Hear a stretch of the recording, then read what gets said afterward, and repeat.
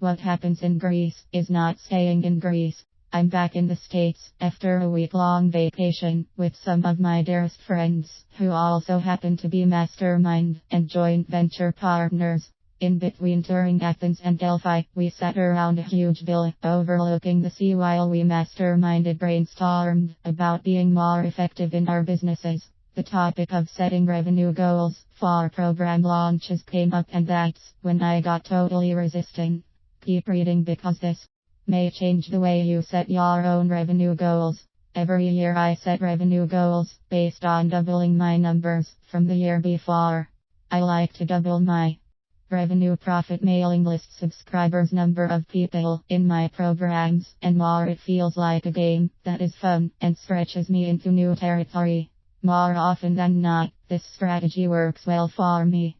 But when I don't double my numbers, I feel disappointed, which means I'm attached to that goal of doubling the numbers, which is never good for profit attraction.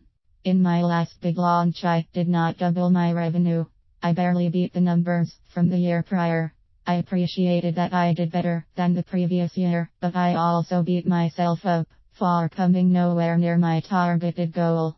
My mentor was at the villa with us and pointed out a flaw in my goal-making process. That's when I got resistant. He said, "You might want to make your minimum goal less than your numbers from last year.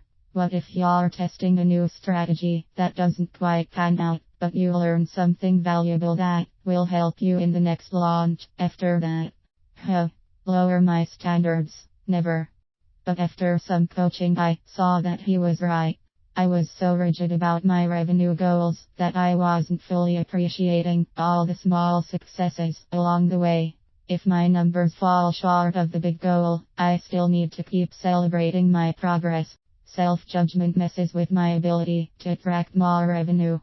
I wasn't giving myself any permission for setbacks, learning, or do I dare say it, failure. There's no way to win if I'm not flexible. I adjusted my launch revenue goals for next year. I decreased them, and instead of feeling like a loser, I feel empowered. I'm still setting myself up to double my numbers, but I'll be celebrating whether I make that goal or if the numbers stay the same as the previous launch. This may be my happiest year ever now that I've ditched the judgment.